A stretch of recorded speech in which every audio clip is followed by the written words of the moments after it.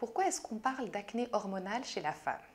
Eh bien parce que chez toutes les femmes, il existe un certain taux d'hormones sexuelles masculines, la fameuse testostérone.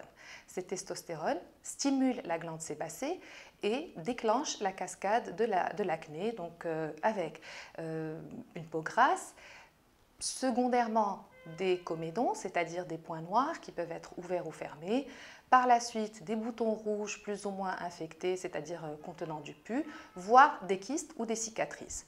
Donc, c'est une acné qui comporte les mêmes éléments que toute autre acné, que l'acné pubertaire. En général, elle n'est pas aussi sévère que certaines acnées pubertaires, mais elle est chronique, c'est-à-dire qu'elle dure dans le temps.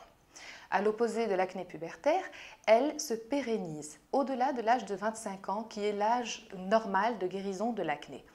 Donc c'est une acné qui est due à cette testostérone. Pourquoi la testostérone? Parce que cette hormone, chez nous les femmes méditerranéennes, elle fonctionne beaucoup et parmi les cibles de cette testostérone, c'est la glande sébacée.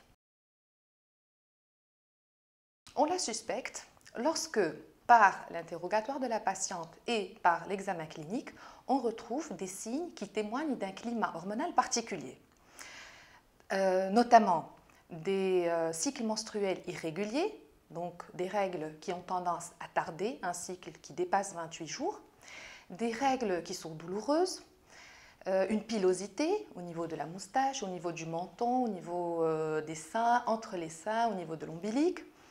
Lorsqu'il y a une tendance à l'obésité, principalement abdominale, et lorsqu'il y a une alopécie, c'est-à-dire une raréfaction des cheveux qui deviennent plus fins à l'arrière de cette ligne frontale et avec un creusement des golfes temporaux.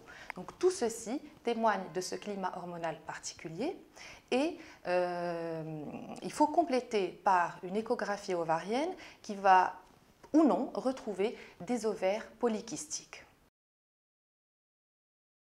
Le traitement de l'acné hormonale fait appel, bien entendu, à des médicaments qui freinent l'hyperactivité de la testostérone. Ça peut être une pilule œstroprogestative spécifique qui contient un anti-androgène et en présence de contre-indication de la pilule ou si la patiente ne désire pas prendre d'hormones, on peut également prescrire d'autres médicaments anti-androgènes. En parallèle, il faut appliquer des crèmes ou des médicaments localement qui visent à assécher et à exfolier la peau. L'action de ces médicaments est impérativement complétée par des nettoyages de peau. Le nettoyage de peau, ce n'est pas un soin qui se veut agréable, c'est un véritable acte médical qui vise à extraire les comédons, c'est-à-dire les points noirs, pas uniquement les points noirs que vous connaissez, que vous voyez noirs à la surface de la peau, mais également ceux qui sont sous la peau et que le médecin doit aller extraire. On complète bien sûr également par des dermonettoyants, par des crèmes hydratantes adaptées, par des écrans solaires adaptés et on peut dans certains cas faire appel à la luminothérapie, c'est-à-dire la lumière LED, puisque la lumière bleue est très efficace contre l'acné. On peut compléter dans certains cas par des peelings qui permettent d'exfolier la peau en profondeur, voire dans d'autres cas avec des lampes flash. Si vous avez une acné ou une peau à tendance acnéique, il faut éviter le tabac. Il faut éviter d'appliquer des crèmes grasses ou des huiles sur le visage. Il faut éviter les cosmétiques gras comme des baby creams, les fonds de teint occlusifs qui obstruent les pores parce qu'ils sont trop épais et ceci favorise l'acné. Il faut éviter de manger gras. Une alimentation avec beaucoup de beurre, de chocolat, de jaune d'œuf, de fromage à pâte dure et de gâteau à la crème va entraîner une acné même si on n'a aucun contexte hormonal. Il faut éviter certains médicaments comme les corticoïdes, comme des compléments alimentaires riches en vitamines du groupe B. Et il faut également éviter l'épilation à la cire. Lorsque l'épilation est nécessaire, on va lui préférer une épilation au fil, mais autant que faire se peut, éviter les épilations.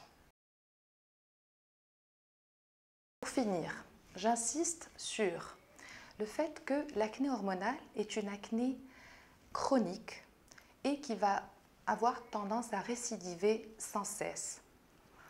D'où l'importance de garder un médicament qui freine l'action de la testostérone. Ça peut être, comme on a dit, une pilule anti-androgénique. Ça ne sert à rien d'aller faire les gros traitements pour dire « je vais arrêter mon acné ». Votre acné, elle va reprendre lorsque vous aurez arrêté le traitement qui atrophie la glande sébacée parce que la stimulation par la testostérone, elle est continue et ceci est génétiquement déterminé. Deuxième conseil, c'est de garder des dermonettoyants et des crèmes exfoliantes qui vont maintenir une peau sèche et très bien exfoliée. Et la bonne nouvelle, c'est que ces crèmes sont également d'excellent anti-âge.